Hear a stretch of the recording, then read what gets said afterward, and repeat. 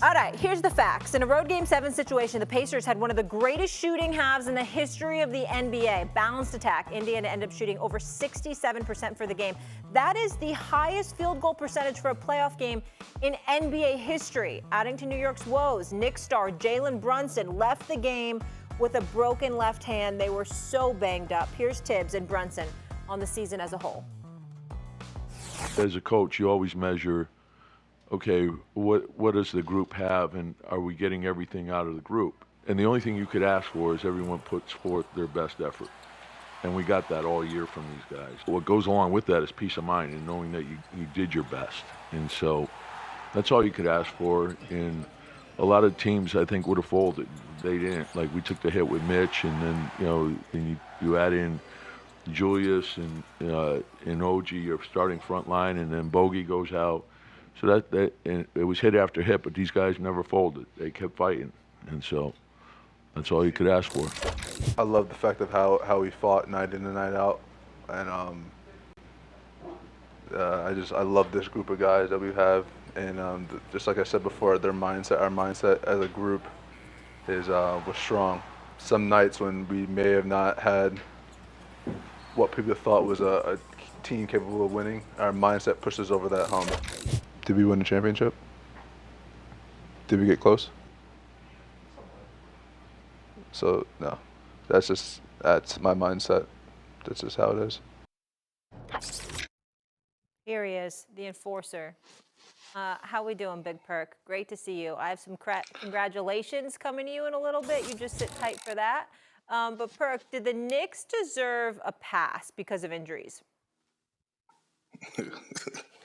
Hell yeah, they definitely shouldn't be penalized for it. I mean, damn, Molly, you had Josh Hart out there playing with a strained abdominal muscle in his damn abs. So, I mean, at the end of the day, when you look at the Knicks and what they had to overcome, especially in this postseason, losing Bogdanovich in the first round against the 76ers, losing Mitchell Robinson, and you look at Jalen Brunson, the only all-star caliber player, all NBA player on that roster because of the injury of Julius Randle. Right? When you look across the rest of the league, the teams that are still competing in the postseason, they have 2, 3, if some of them have 4 all-star players playing with them. Jalen Brunson didn't have 1. It's not a knock on Josh Hart or Dante or none of those guys. They competed like hell.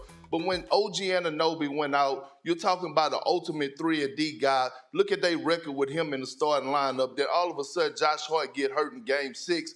Hell yeah, they deserve a pass. I mean, the Knicks put the world on notice on what they did.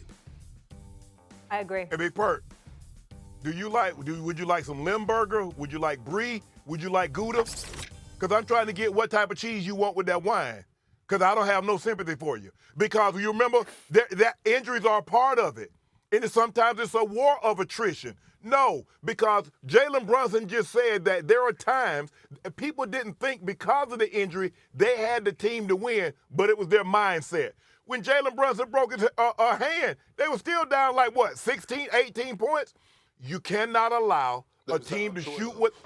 Okay, you can't allow a team to shoot 76% in the first half, 67% for a game, which is a playoff record, 54% from the three-point line, and they attempt over 23s. You're going to lose. A lot of times, Perk, they would make a basket, and before the crowd stand up, Indiana was looking at him. Look at TJ going by. I thought that was Steve Nash.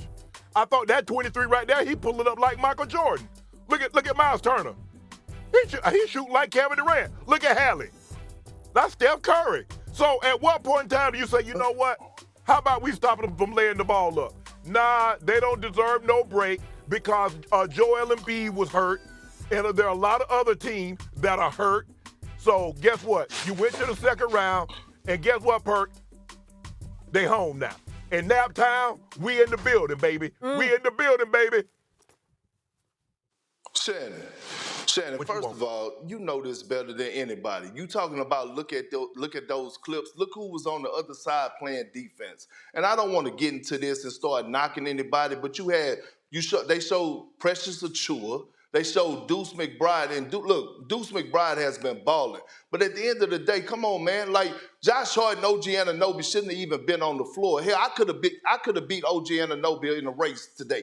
The way he was moving out there on the floor. At least he tried. But when I think about Josh Hart, you know this. I had 2 abdominal strains. I probably didn't have 6 packs, but damn it, they was missing. But at the end of the day, he shouldn't have been playing less than 48 hours he on the floor. Come on, huh? You tripping.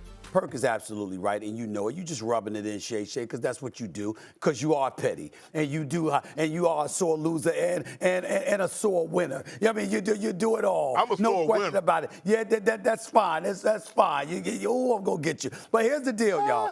Here's the deal. In all honesty, we know that the New York Knicks win this series if they're healthy. I don't care what anybody says, okay? We know this. And in the end, what it came down to is that when you've got 6 dudes in your starting rotation, when you got 6 dudes in your rotation that are all injured, there's nothing to debate here. We understand it. Now, that doesn't mean that, you know what, you just shower the New York Knicks with moral victories. They lost. They're going home. The Pacers are going on to the Eastern Conference Finals. By the way, it makes for a better Eastern Conference Finals because I think that'll be an interesting series between the Indiana Pacers and the Boston Celtics. And I don't think it would have been interesting with the Knicks against Boston because the Knicks weren't healthy. But it's only because they weren't healthy. Perk is absolutely right. This is all you need to know, Shay. A Tom Thibodeau defense ain't giving up 76% shooting in the first half and 67% shooting for an entire game to anybody. It's not going to happen. It's not going to happen. History has proven this man on the defensive side of the ball is one of the elite minds this game has ever seen. And when we saw the way the New York Knicks were playing defense, when we saw how undermanned they were and how they went into Game 6 up 3-2, even with disabled bodies all over the place, you got to give love where love is due in that regard. That's all I'm saying. They lost. I got it. But I am proud of what I saw them do because they just need a number 1 scoring option. I know what Jalen Brunson is, but you need a bona fide, larger sized number 1 dude, somebody 6'6" and above, somebody 6'8" and above. That's my personal belief, as opposed to a 6-foot guard that's a lefty as great as Jalen Brunson was this year. I think you need additional help in that regard, and you probably need a new center. That's about it. Can I ask you guys a question? Let's just say for the sake of argument, all those guys are healthy. Are we going to see this type of performance from Jalen Brunson? Maybe because Julius Randle was out, that you got an opportunity to see Jalen Brunson on a level you probably wouldn't have enjoyed seeing him at. So that's what it took. Maybe if Mitchell Robinson and Bogey, we don't get the extra effort. Because here's the thing. We know one thing. Josh Hart and Hartenstein are going to crash the offensive end. Well, if you're crashing the offensive end, what does that weaken you at, Steve? On the other end, when the other team is throwing fast break transition baskets over the top of you and getting layups on the other end.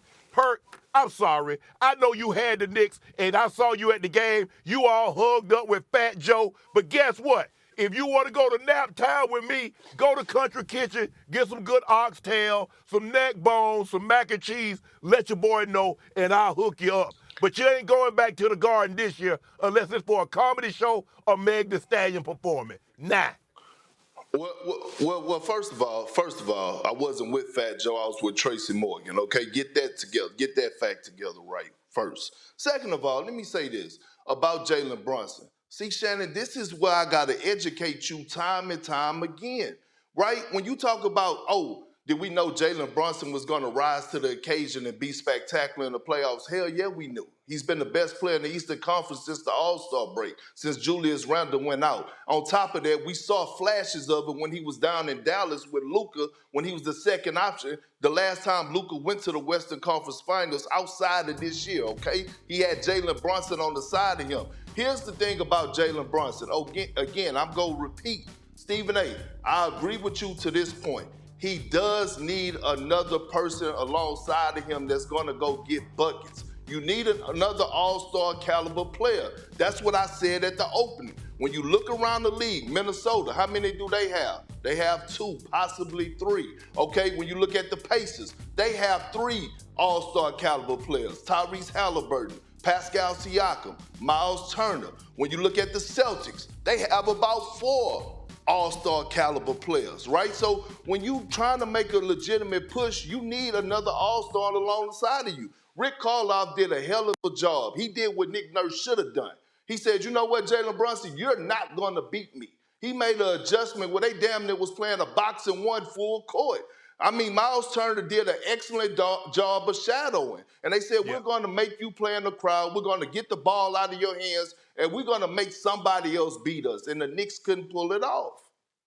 Yeah. Perk, I'm not saying that Jalen Brunson, we didn't know Jalen Brunson, but when you start doing things, if you're going to sit here and say that you knew Jalen Brunson was going to put together 4 40-point games like a Jordan or 4 40-point back-to-back games like a Kobe, I'm not going to believe that, Perk.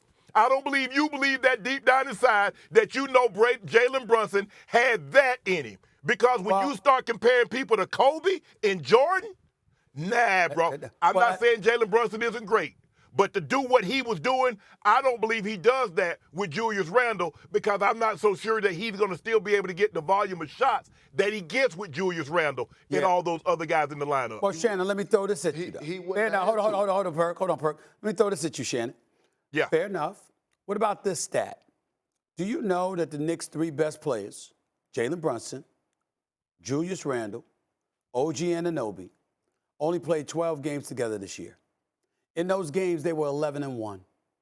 They outscored the opposition by 24.5 points per 100 possessions. So, I mean, if you want to, I get where you're coming from in terms of Brunson may not having looked the way he looked without Randle on the court. Correct. Because obviously you got to give the ball to somebody. But what I'm saying is it doesn't negate the fact that they would have been exponentially more effective together on the basketball court. The 3 of them. They would. I'm telling you right now, if those 3 was on the court, we're having a different conversation about this series. Let me know. When they beat the Pistons, in those 12 games. They played the Pistons 6 times, so they went 6-0 against the Pistons. Well, that is not accurate because you're not allowed to play somebody in the division 6 times. You see what your troublemaker stuff? You're so full of it. Okay. Wanna try to boast at what I look like.